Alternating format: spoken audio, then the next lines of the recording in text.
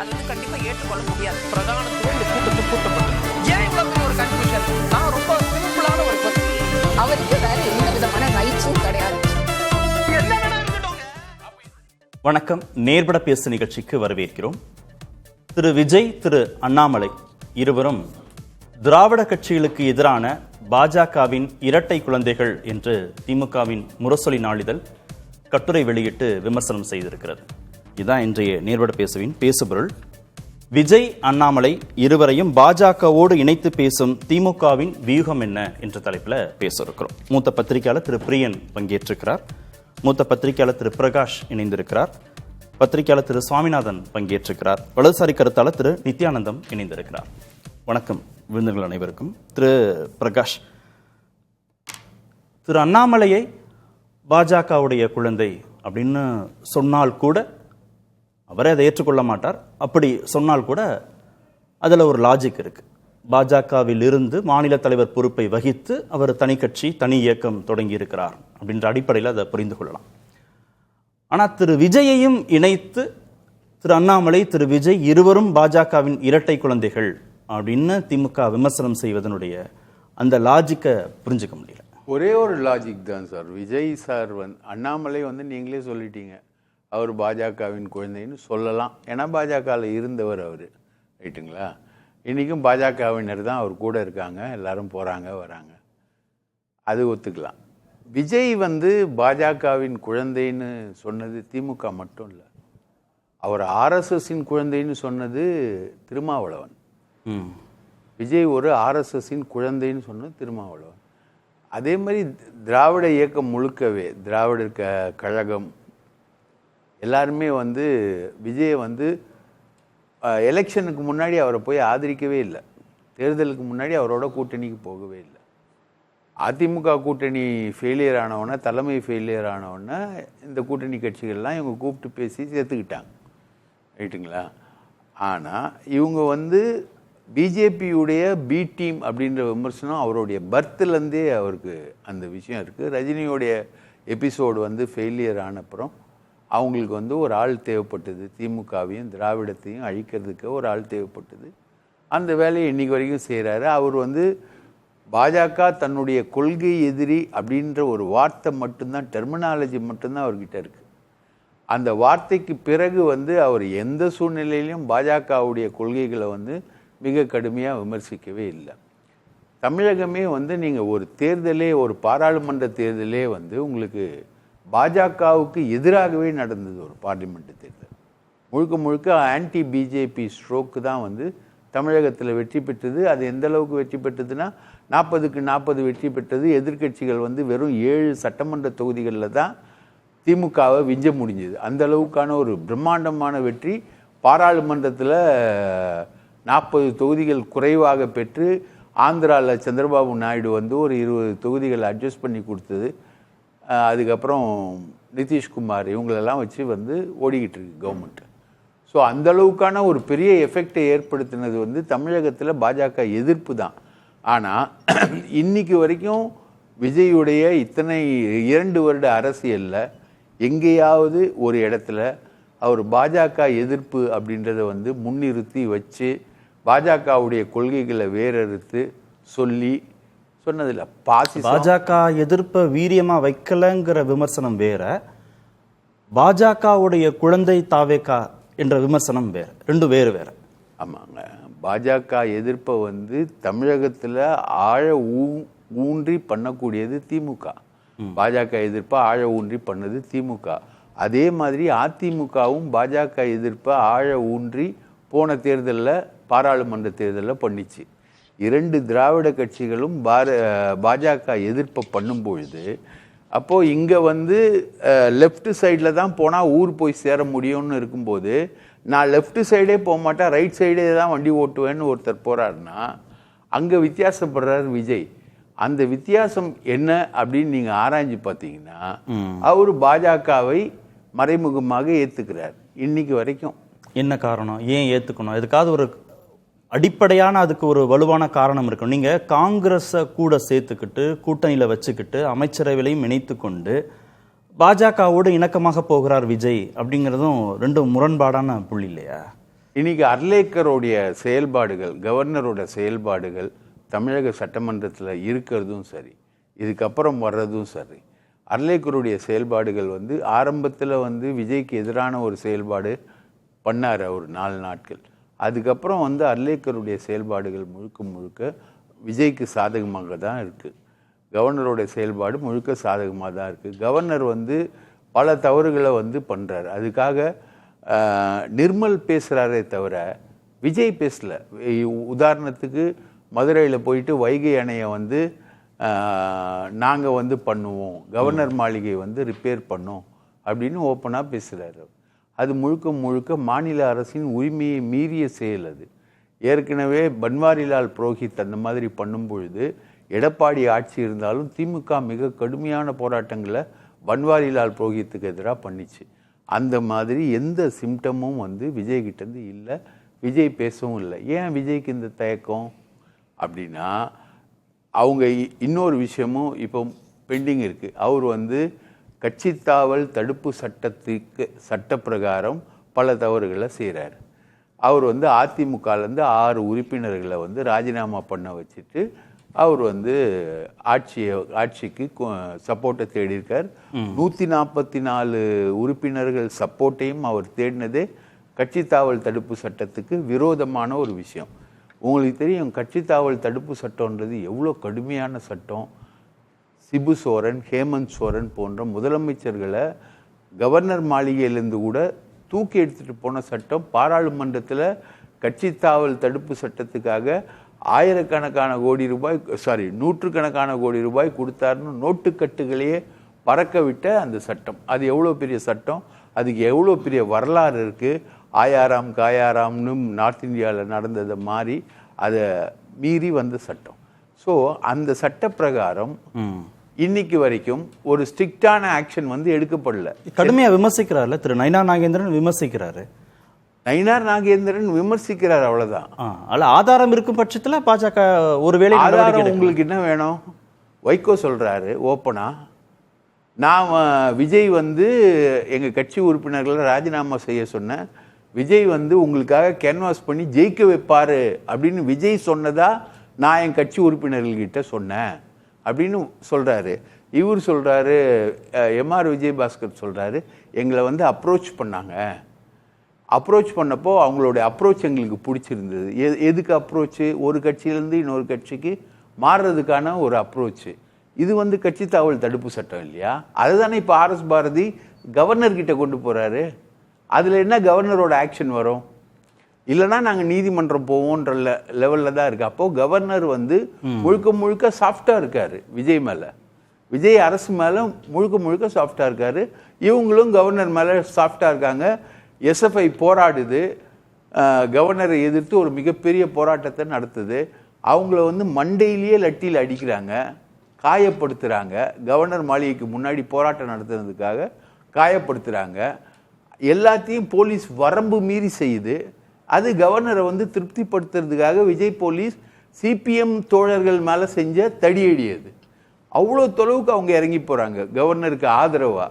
அப்போது இவங்க பாஜகவின் குழந்தைகள் இல்லாமல் யாரோட குழந்தைகள்?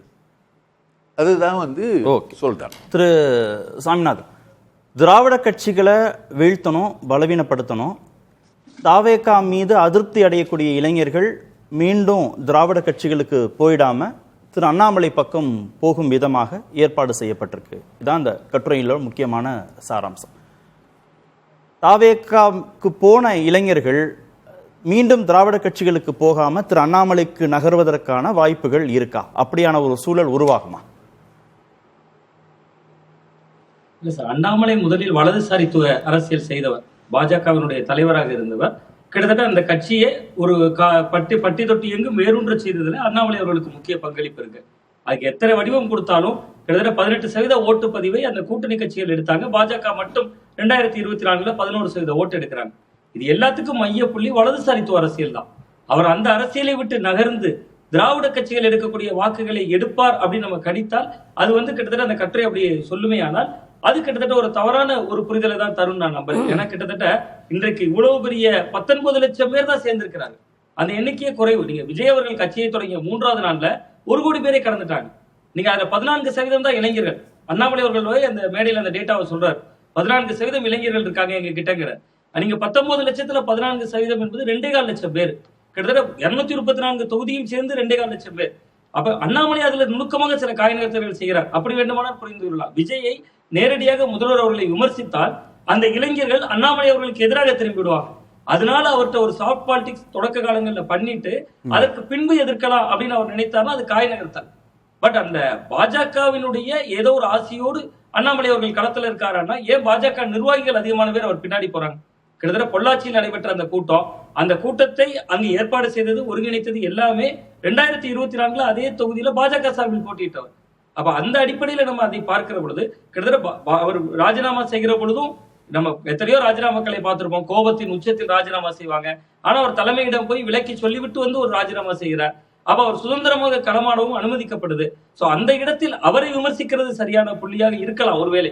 ஆனால் சம்பந்தமே இல்லாம இதுல விஜய் அவர்களும் பாஜகவினுடைய பிள்ளை அப்படின்னு சொல்லக்கூடிய இடம் வந்து கிட்டத்தட்ட திராவிட முன்னேற்ற கழகம் தன்னுடைய தோல்விகளை மறைப்பதற்காக கண்டுபிடிக்கிற காரணமா தான் அதை நான் பார்க்கிறேன். தேர்தல் நேரத்திலேயே பாஜக, அதிமுக, தாவேகா கூட்டணி உருவாவதற்கான வாய்ப்புகள் இருந்துச்சு. ஆனா அந்த மாதிரி ஒரு கூட்டணி உருவாகாம பாஜக பார்த்து கொண்டது. அதிமுகவை திரு எடப்பாடி பழனிசாமியை தனித்து போராடுவதற்கான ஒரு சூழலை உருவாக்கிச்சு. அதிமுக பலவீனம் அடையணும் அப்படின்றது பாஜகவுடைய எண்ணம், திமுக பலவீனம் அடையணும் அப்படிங்கிறது காங்கிரஸோட எண்ணம். அந்த அடிப்படையில் ஒரு வலிமையற்ற ஒரு முதல்வரை கொண்டு வந்து அதன் பிறகு அந்த வலிமையற்ற முதல்வரான திரு விஜயை வீழ்த்தி மீண்டும் பாஜக ஆட்சியை கொண்டு வருவதற்காக திரு அண்ணாமலை அங்கே ஒரு டூலாக பயன்படுத்தப்படுகிறார் அப்படின்னு அந்த கட்டுரை சொல்லுது. நீங்கள் இந்த சீரீஸை பாருங்கள், அப்படியாக நடந்திருக்கா? அந்த கூட்டணி உருவாகியிருக்கலாம், ஆனால் உருவாகாமல் திரு விஜய்க்கு ஒரு வாய்ப்பு, மீண்டும் விஜயை பலவீனப்படுத்தி திரு அண்ணாமலைக்கு 31 ஒரு வாய்ப்பு, அப்படியாக ஒரு திட்டமிடல் நடக்குதா? சார், திமுக அதிமுக இரண்டையும் பலவீனப்படுத்த வேண்டும் என்பது பாஜக நினைத்திருந்தார். உள்ளபடியே அவங்க கூடுதல் சீட்டை முதல்ல வாங்கியிருப்பாங்க. 27 சீட்ல பாஜக அடங்கி விட்டது அதிமுக. நீங்க திமுக கூட்டணியில் காங்கிரசுக்கு கூட 28 இடங்கள் ஒதுக்கப்படுது.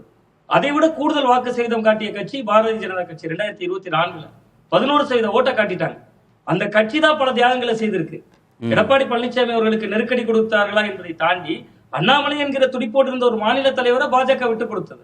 2026 சட்டமன்ற தேர்தலில் 2021 தேர்தலோடு ஒப்பிட்டீங்கன்னா 21 தொகுதிகளில் அதிமுக தோல்விக்கு காரணமாக இருந்தவர் டிடிவி தினகரன் அவர்கள்.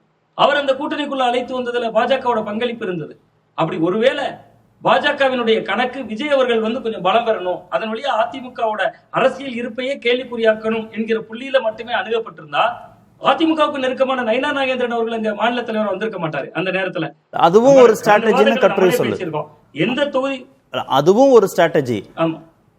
வலிமையா செயல்படக்கூடிய திரு அண்ணாமலையை கொஞ்ச நாள் தள்ளி வச்சுட்டு கொஞ்சம் சாஃப்டா அணுகக்கூடிய திரு நயினா நாகேந்திரனை உள்ள கொண்டு வந்து அதன் மூலமாக பெரிய அளவிலான செயல்பாடுகள் இல்லாம பார்த்து கொண்டது பாஜக. ரொம்ப ஆர்வம் செலுத்தல இந்த தேர்தலில். பாஜக ரொம்ப ஆர்வம் செலுத்தல. ஆர்வம் செலுத்தி இருந்தா அதிமுக பாஜக கூட்டணி வெற்றி பெற்றிருக்கும். திரு எடப்பாடி பழனிசாமி மீண்டும் முதல்வராயிருப்பார். அதை பாஜக விரும்பல. அதிமுக பலவீனம் அடையட்டும், எடப்பாடி பழனிசாமி பலவீனம் அடையட்டும்னு நினைச்சது பாஜகன்னு கட்டுரை சொல்லு. ஆமா சார், நிச்சயமா இல்ல. அது திராவிட முன்னேற்ற கழகத்தை பொறுத்தவரை கடந்த காலங்கள்ல நீங்க 2019 இருந்து அவர்கள் பாஜக எதிர்ப்பு அப்படிங்கிற புள்ளியில தேர்தலை அணுகி வெற்றியை பெற்றிருக்கிறாங்க. இப்பொழுது கூட உதயநிதி ஸ்டாலின் போன்றவர்கள் களத்தை கவனிக்க தவறி விட்டோங்கிறாங்க. ஆனா இப்பொழுதும் கூட எல்லா பிரச்சனைகளுக்கும் பாஜக தான் காரணம் என்கிற பார்வையோடு அணுகிறது திமுகவுக்கு தான் மேலும் பலவீனமாகும் அப்படிங்கிறதா பாக்குறேன். ஒன்று. ரெண்டாவது, மிக முக்கியமா அந்த ரொம்ப முக்கியமான ஒரு சாரம்சம் என்னன்னா சார், ஒருவேளை விஜய் அவர்கள் பலம் பெறத ஒருவேளை பாஜக விரும்பி இருக்கும்னா செங்கோட்டையன் அவர்கள் நகர்ந்தார். செங்கோட்டையன் அவர்கள் போனதையும் இந்த கட்டுரை சுட்டி காட்டுது. அவையா ஓ பன்னீர்செல்வம் அவர்கள் திமுக போய் இணைந்தாரு. கிட்டத்தட்ட தென் மாவட்டங்கள்ல மிக முக்கியமான ஆளுமை அவர் எப்படி திமுகவுக்குள் போக முடிந்தது? ஒரத்தநாடு வைத்தியலிங்கம் அவர்கள் ஏன் திமுகவுக்கு போக முடிந்தது? மனோஜ் பாண்டியன் ஏன் திமுகவுக்கு போக முடிந்தது? இதை விட முக்கியமா, ஒருவேளை விஜய் அவர்களால புதிய பிளேயர்கள் வரட்டும், விஜய் அவர்கள் வலுப்பெறதன் மூலமா நீங்க பாஜகவுக்கே ஒரு ஸ்பேஸ் உருவாகும், ஒரு இடைவெளி உருவாகும்னா ஏன் தோல்வி அடையக்கூடிய தொகுதிகள் அவங்க தேர்ந்தெடுக்க போறாங்க? பல அமைச்சர்களுக்கு எதிராக போட்டியிடக்கூடிய பாஜக இந்த தேர்தலை அணுகிய விதத்தில் பல பிழைகள் இருந்தது, பல குழப்பங்கள் இருந்தது. பட் விஜய் அவர்கள் இவ்வளவு பெரிய வெற்றியை பெறுவார்னு பாஜகவே யூகித்திருக்காது. 35% என்பதா யூகித்திருக்காது. ஒருவேளை பாஜகவின் கணக்கு இப்படியாக இருந்திருக்கலாம். பலமுனை போட்டி வருது, ஒரு வலதுசாரி அரசியலுக்கான ஒரு இடம் இருக்கும். விஜய் சிறுபான்மையினர் ஓட்டுகளை பிரிப்பாரு, பட்டியல் சமுதாய வாக்குகளை பெருமளவில் ஈர்ப்பாரு, அது தங்களுக்கு சாதகமாக இருக்கும் என்று நினைத்திருக்கலாம். ஆனா அதுவும் நடக்கல. திமுக அதிமுக 2 கட்சிகளையும் வீழ்த்தி அவர் 35% வாக்குகளை பெற்றுவிட்டார். அந்த இடம் பாஜகவுக்கு அதிர்ச்சியை தான் தந்திருக்கும் நான் பாக்குறேன். கிட்டத்தட்ட அதனால விஜய் அவர்கள் பெற்றெடுத்த பிள்ளை என்பதை ஒரு குழந்தை பிறந்துச்சுன்னா சார், அந்த குழந்தைக்கு ஊட்டச்சத்து கொடுத்து வளர்க்கணும். அப்ப ஊட்டச்சத்து கொடுத்து வளர்க்கறதுனா என்னது? கூட்டணிக்கு 4 கட்சிகளை அனுப்பணும். அவர்களோடு இருக்கக்கூடிய சின்ன சின்ன கட்சிகள், அமைப்புகள் போன்றவர்களை அனுப்பணும். யாருமே அவரோட கூட்டணிக்கு வராம பார்த்துக்கிட்டு சிபிஐ விசாரணைக்கு பலமுறை அழைக்கப்பட்டு சிபிஐ விசாரணையினால அவர் எப்பொழுது வேண்டுமானாலும் கூட்டணிக்கு வந்து விடுவார் என்பதாக ஒரு பேசு பொருளாகப்படுது. அப்ப இவ்வளவு சூழல்களை ஏற்படுது. ஜனநாயகன் படம் ரிலீஸ் ஆகல. யாராவது பெற்ற பிள்ளைக்கு இவ்வளவு தொந்தரவு கொடுப்பாங்களா? பெற்ற பிள்ளைக்கு ஊட்டச்சத்து கொடுக்கணும் வளரிளம் பருவத்துல. அந்த வளரிளம் பருவத்துல இவ்வளவு பிரச்சனைகள், இவ்வளவு சிக்கல்கள் வருது. பட் பாஜகவிடம் அவர் ஏதோ ஒரு வகையில ஒரு தீவிர பாஜக எதிர்ப்பு என்பதை காட்டவே மாட்டேங்கிறார். ஆனா பாஜக எதிர்ப்பதை அவர் காட்டல. இங்க பாஜகவின் இருப்பு கேள்விக்குறியா இருக்கு. இன்னைக்கு தமிழ்நாட்டுல அன்னைக்கு 11% இருந்த பாஜக எதிர்த்தாங்க. திமுக அளவுக்கு தாவேக 100% எதிர்க்காது, இனியும் எதிர்க்காது. ஆனா திமுக வீரியமாக எதிர்த்த போது கூட பாஜகவுடைய வாக்கு சதவீதம் 11. நேரடியாக பாஜகவுடைய இடம் தமிழ்நாட்டுல கரெக்ட். ஆனா நேரடியாக பாஜகன்ற அந்த அடையாளத்தோடு தமிழ்நாட்டுக்குள்ள வர முடியாதுன்றதுனால திரு அண்ணாமலை மூலமாக முயற்சிக்கிறார்கள்னு தான் சந்தேகப்படுறாங்க திமுக தரப்புல. இல்ல அதான் நான் விஜய் அவர்கள்ட்ட அந்த சந்தேகப்படல. பட் ஆனா அண்ணாமலை அவர்களுடைய அரசியல், அவர் ஏன் ராஜினாமா செய்கிற பொழுது கிட்டத்தட்ட டெல்லியில் சென்று தலைவர்களை சந்திக்க வேண்டும், இங்க இருந்த இடத்துல இருந்து ராஜினாமா செய்யலாம்.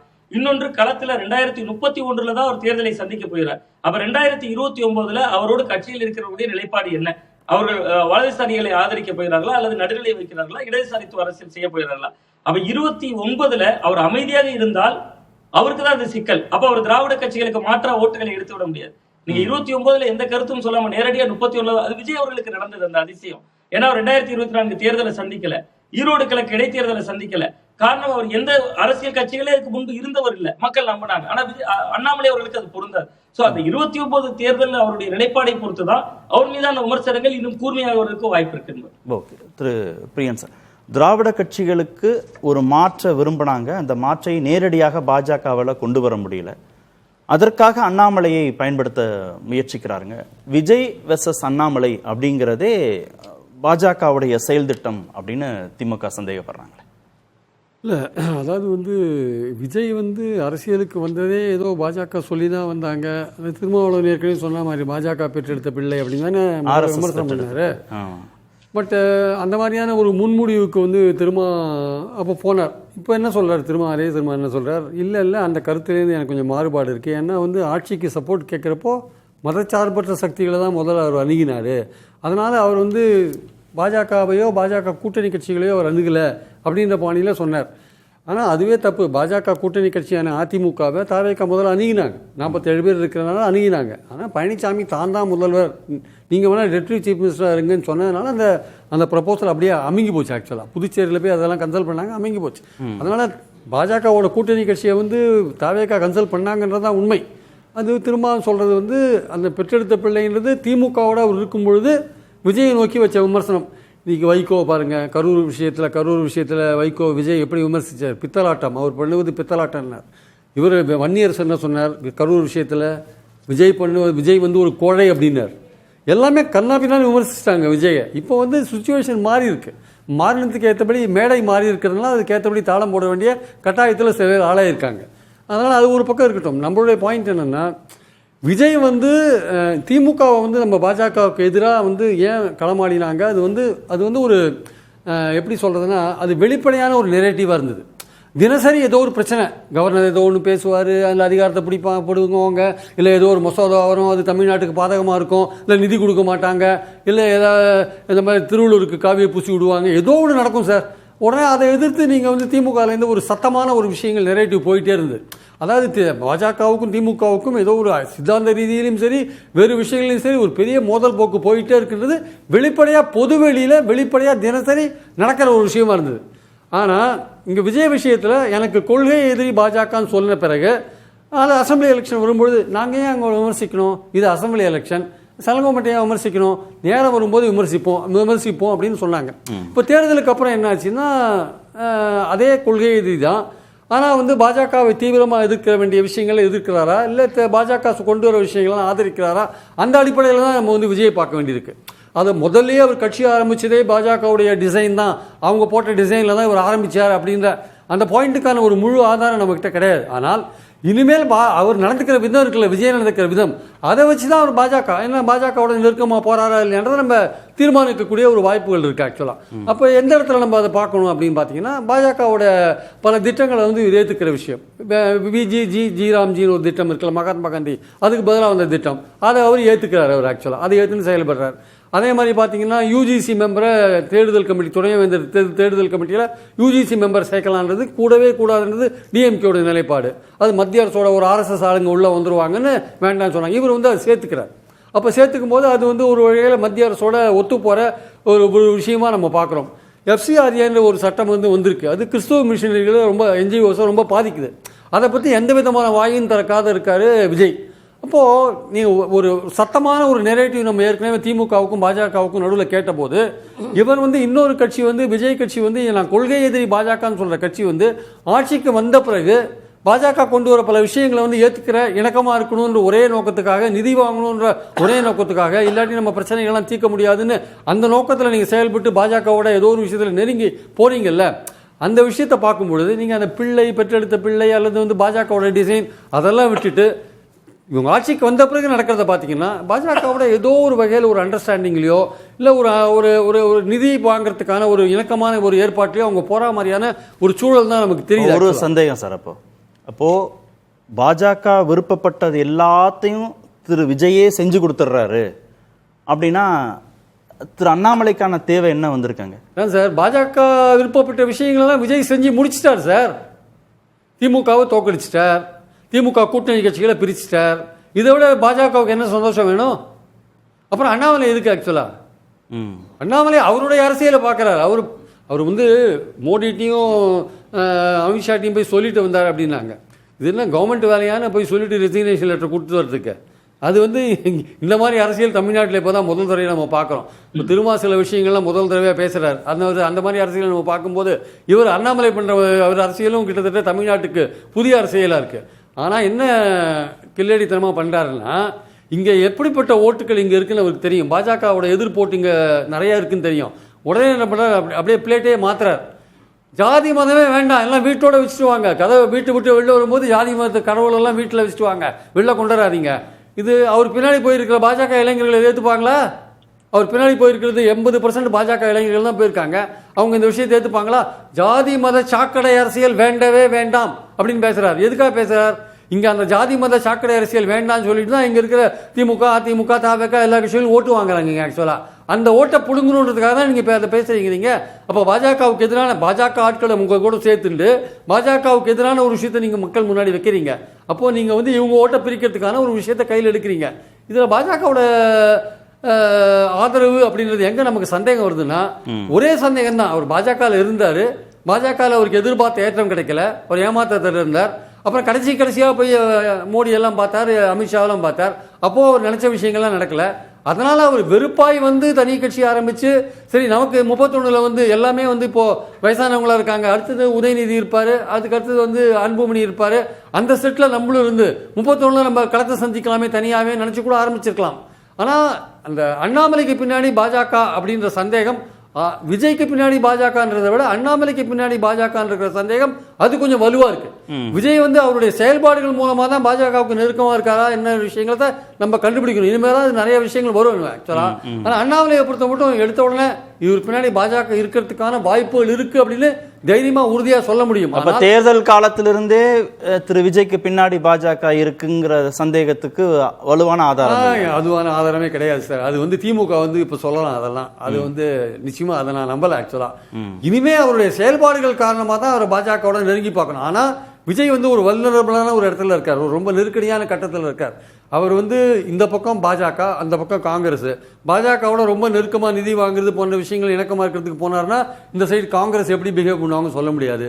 நீங்கள் காங்கிரஸோட சேர்ந்து இந்தியா கூட்டணி பார்லிமெண்ட் மெம்பர்ஸ் இல்லாட்டி கூட விஜய் இந்தியா கூட்டணியில் சேர்ந்தாருன்னா சவுத் இந்தியா முழுக்க பிரச்சாரம் பண்ணுறதுக்கான வாய்ப்பு இருக்கு. இந்தியா கூட்டணியில் சேர்த்துட்டாங்கன்னா பாஜக எப்படி அதை பார்க்குன்னு சொல்ல முடியாது. ஸோ விஜயை பொறுத்த மட்டும் அவர் ரெண்டுத்தையும் கொஞ்சம் பேலன்ஸ் பண்ணிட்டு போக வேண்டிய கட்டாயத்தில் தான் இருக்கார். அதனால ஒரேடியாக வந்து அவரை பிஜேபி முத்திரை. ஆனால் என்னன்னா திமுக பாஜகவுக்கு இடையே இருந்த அந்த சத்தம் இருக்குல்ல, அந்த சண்டையோட சத்தம், அந்த சத்தம் இப்போ கொள்கை எதிரின்னு சொல்ற விஜய்க்கும் பாஜகவுக்கு இல்லைன்ற ஒரு விஷயம் இருக்குல்ல, அதுதான் நமக்கு நெருடல் ஒரு விஷயமா இருக்கு. நெருடல் கொடுக்கிற ஒரு விஷயமா அதுதான் இருக்கு.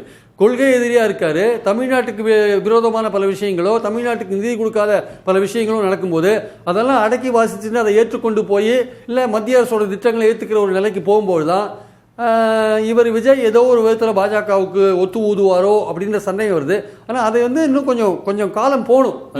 அது இன்னும் கொஞ்சம் காலம் போனால் இது நம்ம கூட சொல்ல வேண்டாம், கூட்டணி கட்சிகளே வாட்ச் பண்ணிட்டு இருப்பாங்க. அவங்களே எந்த இடத்துல கட் பண்ண முடியுமோ அதை கட் பண்ணுறதுக்கான விஷயங்களை அவங்க இறங்குவாங்க. ஆனால் அண்ணாமலையை பொறுத்த மட்டும் பின்னாடி பாஜக இருக்காருன்னா அவர் பாஜகலேருந்து வந்ததுனால அதற்கான வாய்ப்புகள் அதிகமாக இருக்குது. அதே சமயம் தன்னுடைய அரசியல் என்ன பண்ணுறாரு, இங்கே இருக்கிற ஓட் பேங்க்கு ஏற்றபடி மாற்றணும்னு பார்க்குறாரு. மாற்றி 31 ஸ்டாலினோ அல்லது எடப்பாடியோ இந்த மாதிரி வயசான தலைவர்களும் சீனில் இருக்க மாட்டாங்க. பட் ஆக்டிவாக பார்த்தீங்கன்னா ஃபீல்டில் உதயநிதி இருப்பார், அன்புமணி இருப்பார், விஜய் இருப்பார். அதோடு நம்ம போட்டி போடலாம், சீமான் இருப்பார். இவங்களோட நம்ம போட்டி போட்டால் ஒரு ஈக்குவலான ஒரு ஏஜ் குரூப்பில் நம்ம போட்டி போட்டால் மக்கள் நம்மளை தேர்ந்தெடுப்பாங்கன்ட்டு இப்போதுலேருந்து இந்த காய்களை நகர்த்தி. இல்லை தாவேக்காலிருந்து வரக்கூடிய இளைஞர்கள் மீண்டும் அண்ணாமலை நோக்கி மட்டும்தான் வரணுமா?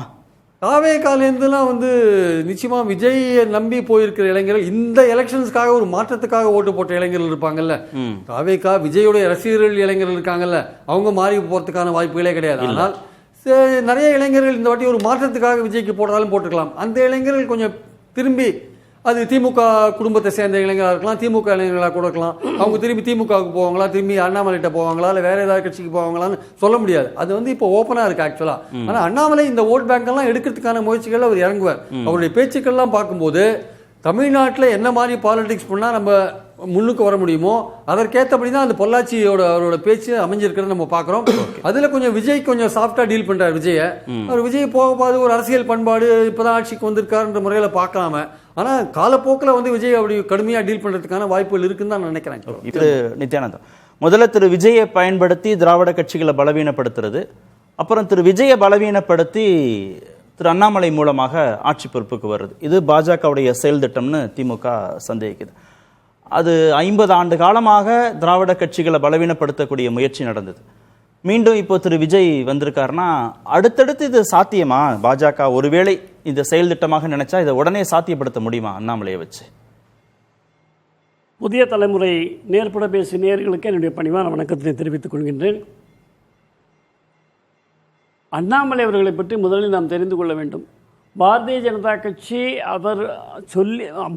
ஜனதா கட்சி சொல்லி அண்ணாமலை இயங்குவதாக இங்கே பேசப்படுகிறது திராவிட முன்னேற்ற கழகத்தால். நிச்சயமாக அது இல்லை என்பது அண்ணாமலையுடைய கடந்த கால வரலாறு. அவர் பாஜகவில் இருக்கும்போது பேசிய பேச்சுக்கள் மிக தெளிவாக நமக்கு உணர்த்திருக்கிறது. தலைமை பதவி கிடைக்காததனால் அவர் வெறுப்புற்று ராஜினாமா செய்தார் என்று இங்கே பேசப்பட்டது. தலைமை பதவி என்பது ஒரு வெங்காயம், அதை உரித்தால் ஒன்றும் இருக்காது. நான் இங்கு மேலாளர் வேலை, மேனேஜர் வேலை பார்ப்பதற்கு தயாராக இல்லை. திமுகவோ அண்ணா திமுக உடன் கூட்டணி இருப்பது என்னுடைய தலைமையிலே நடக்காத ஒன்று. இப்படியெல்லாம் பேசியவர் தான் அண்ணாமலை அவர்கள். இதை நாம் பின்னணியில் பார்க்கணும். இது பாஜகவில் இருக்கும்போதே பேசுனது, வெளியில் பேசுனது இல்லை. இரண்டாவது குற்றச்சாட்டு, அவர் ராஜினாமா செய்வதென்றால் இது என்ன அரசு வேலையா என்று கேட்கிறார்கள். இது அரசு வேலை இல்லை. இப்பொழுது நாம் ஒரு தனியார் நிறுவனத்தில் வேலை செய்து கொண்டிருக்கிறோம்.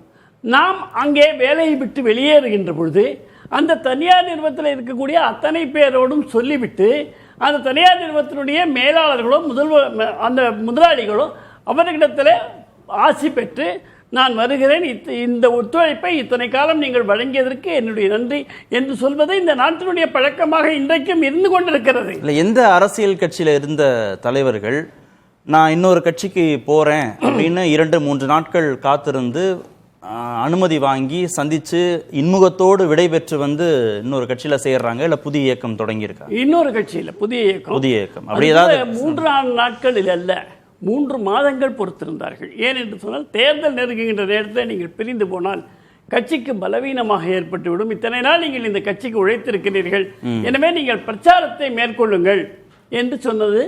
அதை மேலிடமும், அதாவது பாரதிய ஜனதா கட்சி தலைமையும் ஏற்றுக்கொண்டிருக்கிறது, அண்ணாமலை அவர்களும் சொல்லியிருக்கின்றார்கள்.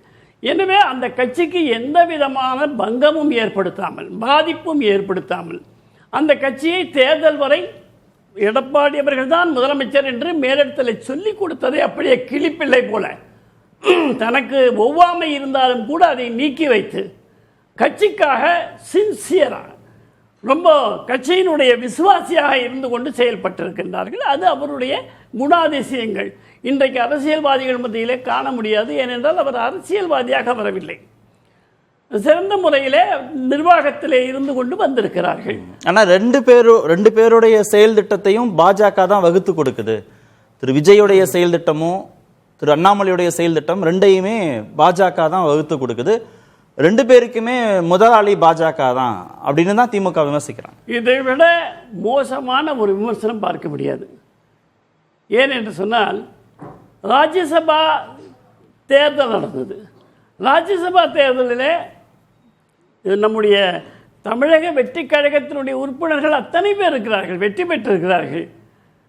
அதிமுகவிலும் வருவதற்கான அனுபவம் உள்ளவர்கள் இருந்து கொண்டிருக்கிறார்கள். இருந்தும் கூட காங்கிரசிற்கு அந்த ராஜ்யசபாவை வழங்கியிருக்கிறார்கள் என்று சொன்னால் அதை பாஜக பார்த்து கொண்டு வாழாய் இருக்குமா? சும்மா இருக்குமா? பாஜகவினுடைய குழந்தையாக இருந்தால் அதை அனுமதிக்குமா? காங்கிரஸை கால் ஊன்ற எங்காவது மாநிலத்திலே அனுமதிக்கிறதா? எல்லோரோடும் ஒன்று சேருகிறார்கள், பல கட்சியோடு கூட்டணி வைக்கிறார்கள்.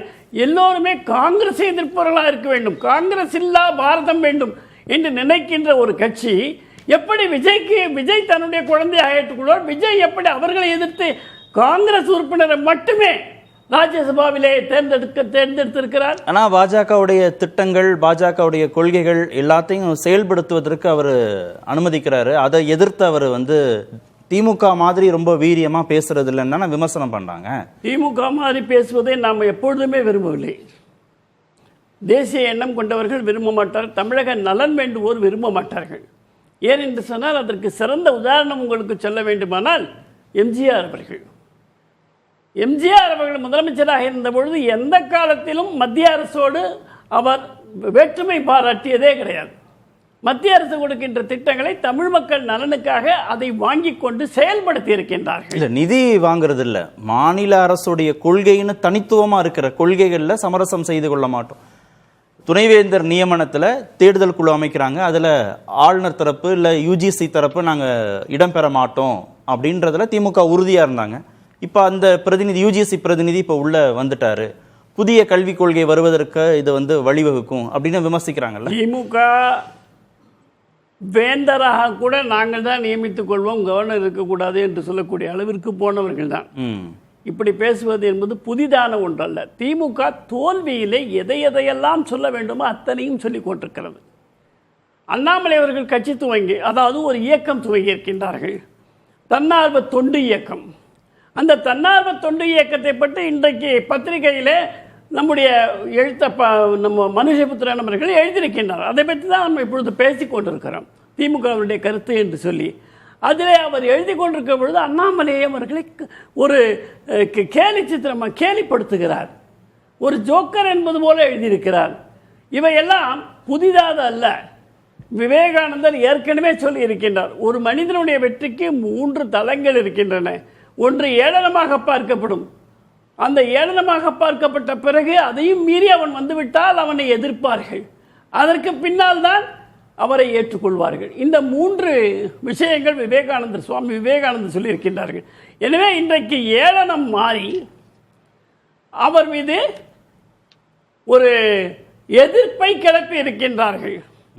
ஆக 2வது நிலையை கட்சியை ஆரம்பிப்பதற்கு முன்பாகவே இல்ல, ஆட்சி மாற்றங்கிறத எப்படி உறுதிப்படுத்துறாரு? 31 ஆட்சி மாற்றம் வந்துரும், நாம ஆட்சிக்கு வந்துருவோன்றதை எப்படி உறுதிப்படுத்துறாரு? 4 ஆண்டுகள் மக்கள் திராவிட முன்னேற்ற கழக ஆட்சி, அப்பாவினுடைய ஆட்சி நல்லது நடக்கும் என்று நம்பினார்கள். அது நடக்கவில்லை. வாக்குறுதிகள் எதையுமே நிறைவேற்றவில்லை. வேண்டுமென்றே நாம் விளம்பரப்படுத்தலாம், விளம்பர ஆட்சியாக அது அமைந்தது. எனவே தான் மக்கள் வெறுத்து போயிருந்த நேரத்தில் விஜய் அவர்களும் வாக்குறுதி கொடுத்திருக்கிறார்கள். இப்பொழுது இதை அவர் நிறைவேற்ற முடியவில்லை என்று சொன்னால் அவருக்கும் இதே நிலை தான் ஏற்படும். ஒரு 60 ஆண்டுகளாக இருக்கக்கூடிய ஒரு கட்சி 5 ஆண்டுகள் தாக்கு பிடிக்க முடியவில்லை என்று சொன்னால் 3 ஆண்டுகளுக்குள்ளாக வந்த ஒரு கட்சி, அனுபவம் இல்லாத இளைஞர்களை வைத்துக்கொண்டு அமைச்சரவையில் இருந்தாலும் கூட அவர்களுக்கு சரியான அரசியல் படுத்துதலை அவர் மேற்கொள்ளாமல் அவர்கள் வாய்க்கு வந்ததெல்லாம் பேசுகிறார்கள். அமைச்சர்களை போல எவருமே பேசுவது கிடையாது. எனவே அவர்களுடைய துறையை விட்டு மற்ற துறையில எல்லாம் நுழைகிறார்கள். இந்த ஒரு சாதாரண ஒரு கட்டுப்பாடு கூட அவர்களிடத்தில் இல்லை. அதை சொல்லிக் கொடுக்கக்கூடிய நிலையிலே விஜய் அவர்களும் இல்லை. விஜய் அவர்கள் எதையும் எதிர்த்து பேசவில்லை என்று கூட இங்கே சொன்னார்கள். பாஜக எதிர்த்து பேசலன்னு சொன்னாங்க. அவர் யாரை எதிர்த்து பேசியிருக்கிறார்? விஜய் எப்பொழுது பேசியிருக்கிறார்? சட்டமன்றத்தில் கேள்விகள் கேட்ட பிறகு அது ஒரு நாள் வீட்டிற்கு சென்று அடுத்த நாள் தான் அதற்கெல்லாம் விடை கொடுத்திருக்கின்றார்கள். பொதுக்கூட்டம் நடத்திய போது கூட ஒரு ஸ்கிரிப்ட் எழுதப்பட்டு அதை வைத்துக்கொண்டு அதன் அடிப்படையில் தன்னுடைய மாடுலேஷன், ஒரு சினிமாவினுடைய குரல் ஏற்றத்தாழ்வு, அந்த வசீகரம், இவற்றையெல்லாம் பயன்படுத்தி அவர்கள் மக்களை கவர்கிறார்கள். இந்த கவர்ச்சி எத்தனை நாளுக்கு செல்லும்? இந்த கவர்ச்சி மக்களுடைய தேவைகள் கிடைக்காத பொழுது என்ன ஆகும்? சரி, பேசுவோம். அது அண்ணாமலையை நோக்கி வரும்ன்றீங்க.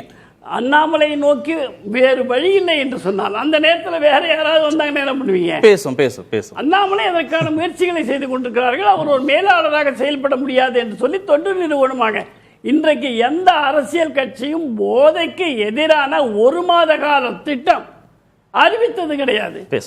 புதிய அணுகுமுறை, ஒரு புதிய தலைமையை திரு பிரகாஷ், திரு எடப்பாடி பழனிசாமி இதே மாதிரி பி டீம் அப்படின்னு திமுக தரப்புல சொன்னாங்க. பாஜகவோட பி டீம் அதிமுக.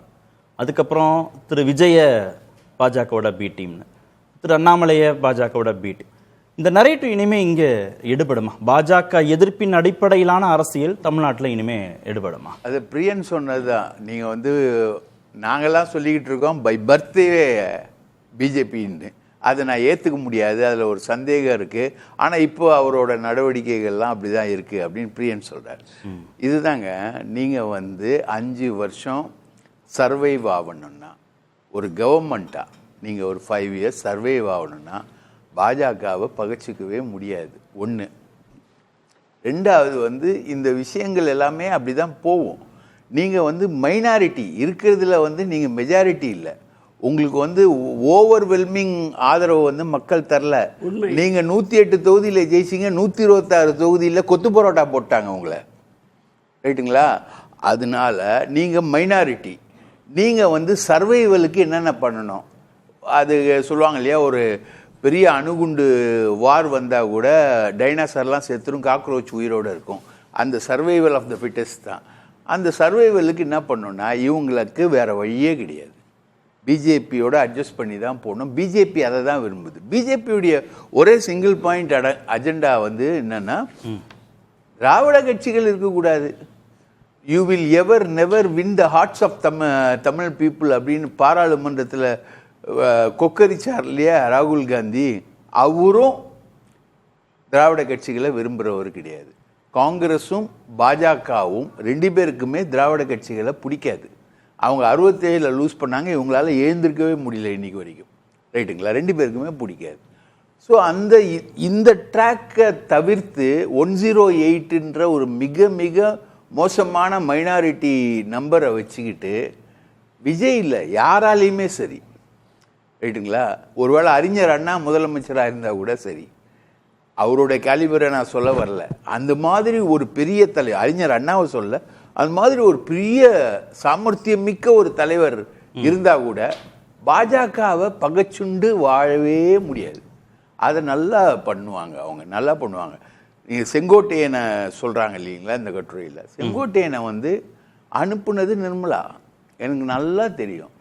அங்கே டெல்லிக்கு போகிறேன்னு சொல்லிட்டு வேற எங்கேயோ தேராதூனுக்கு போகிறேன்னு சொல்லிட்டு டெல்லிக்கு போயிட்டு அடுத்த நாள் தான் இங்கே வந்தார்.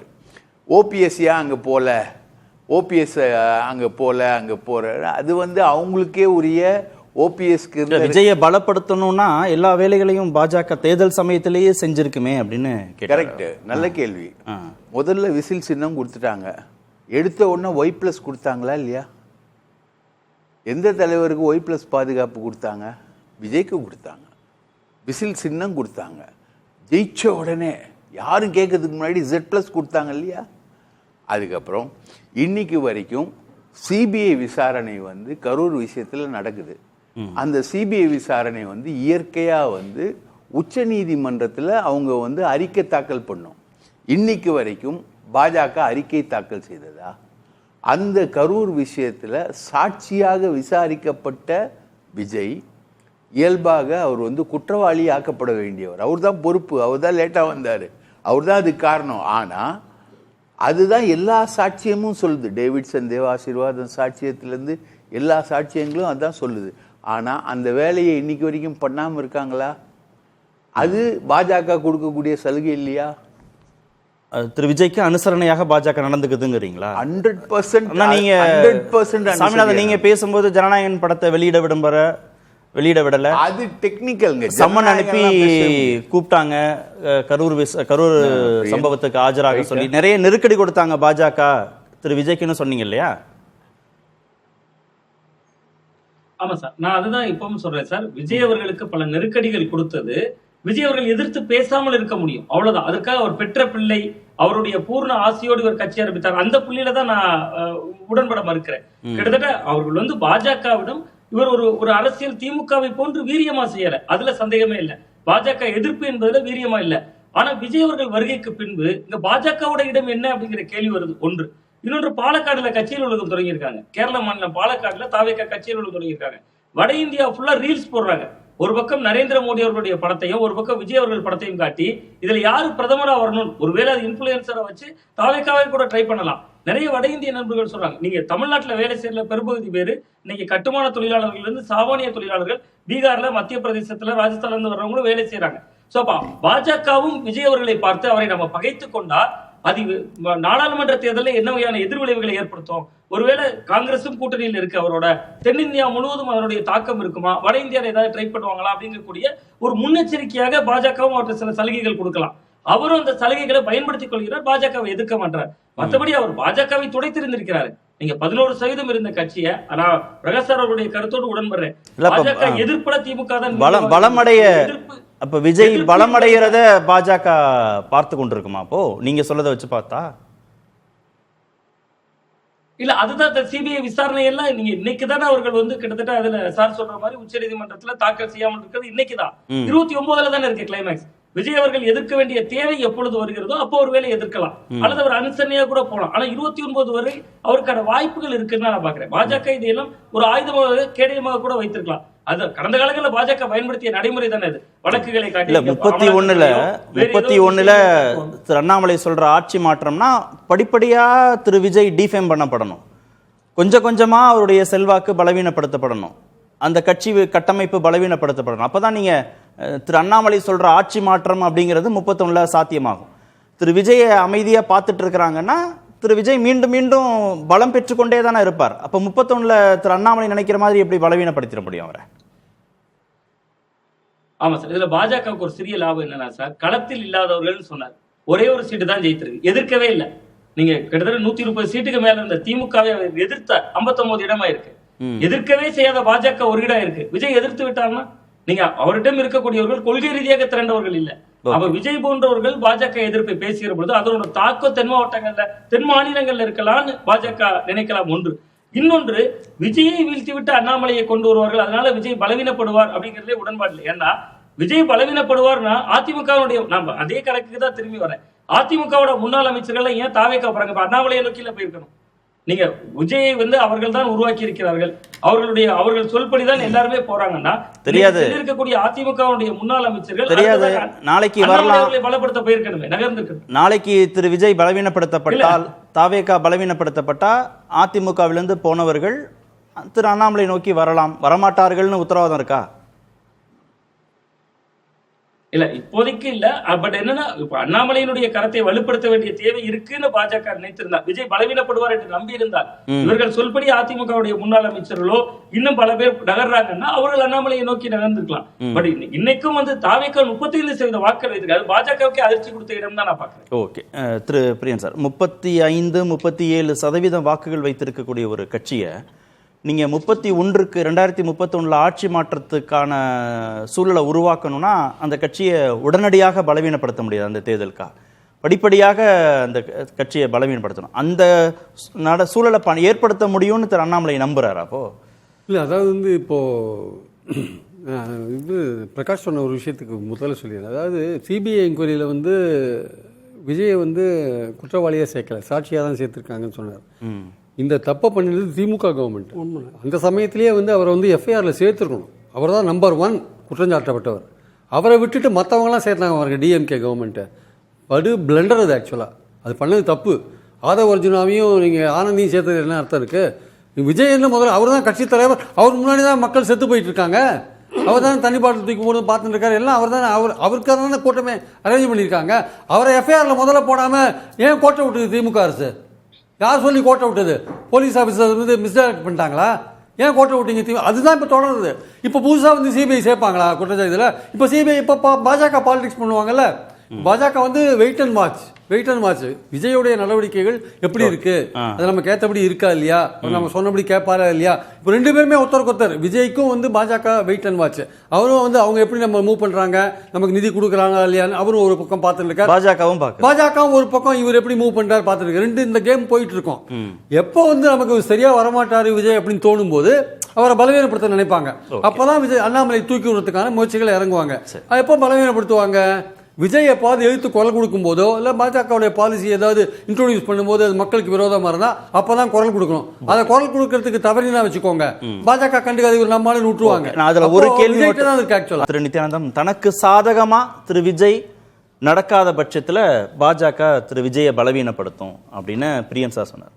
2029 நாடாளுமன்ற தேர்தலில் பாஜகவை எதிர்த்து தானே திரு விஜய் பேசிதானே ஆகணும். அந்த நேரத்தில் அது நம்ம நாடாளுமன்றம் வருகின்ற நேரத்தில் நம்ம முடிவு பண்ணணும். ஏன்னா விஜய் கட்சி அவங்க முடிவு பண்ண வேண்டிய விஷயம். நாம் வந்து கற்பனையாக அதை பேச முடியாது.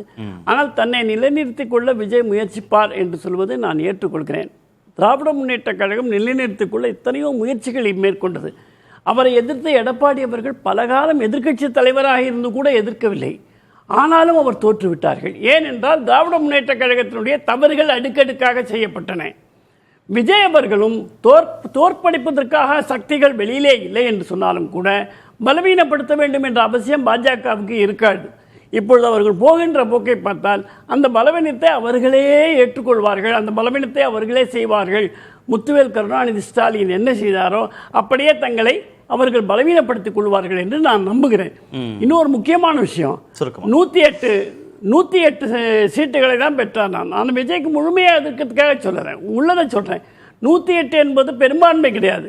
ஆனால் 100க்கு கீழே இருந்தவர்கள் ஆட்சி செய்த காலம் தமிழ்நாட்டில் இருக்கிறது கலைஞர் கருணாநிதி அவர்களுடைய ஆட்சியில். அதை நாம மறந்து விடக்கூடாது. கூட்டணி காங்கிரஸ் இருந்துச்சுல, 35 இடங்கள் இருந்துச்சு. இல்ல தனிப்பட்ட முறையில் யாரையுமே சேர்க்கலையே. தேர்தலுக்கு முன்பு அமைஞ்ச கூட்டணி தான் அது. அதை இதோட ஒப்பிட முடியாது. கூட இந்த மாதிரி இருந்தது. அதுக்கப்புறம் 108க்கு போக மிச்ச தொகுதியில் கொத்து பரோட்டா போட்டாங்கன்னாங்க. இவர் திமுக எத்தனை சீட்டு? 50 சீட்டா 60 சீட்டா? இப்போ 39 சொன்னா ஏறத்தாழ 159. ஏறத்தாழ 150 சீட்ல என்ன திமுகவுக்கு பஞ்சு முட்டாயா கொடுத்தாங்க?